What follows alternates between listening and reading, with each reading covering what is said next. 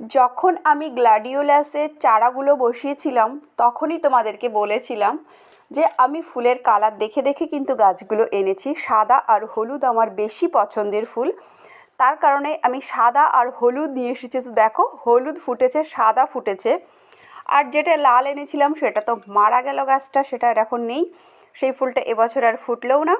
বাগান যদি বেশি সুন্দর দেখাতে হয় তাহলে সাদা আর হলুদ ফুল বাগানে রাখতেই হবে। সাদা ফুল এই একটা দুটো স্টিকেই পুরো আমার বাগানটা একদম ভরিয়ে তুলেছে।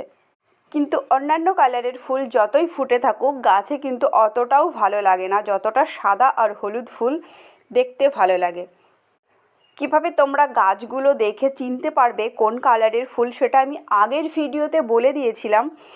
আর যারা আগের ভিডিওটা দেখোনি তাদের জন্য বলছি, যে গাছগুলো দেখবে একদম সবুজ কালারের, কোনো লাল দাগ নেই, সেগুলোতে সাদা আর হলুদ ফুলই ফুটবে।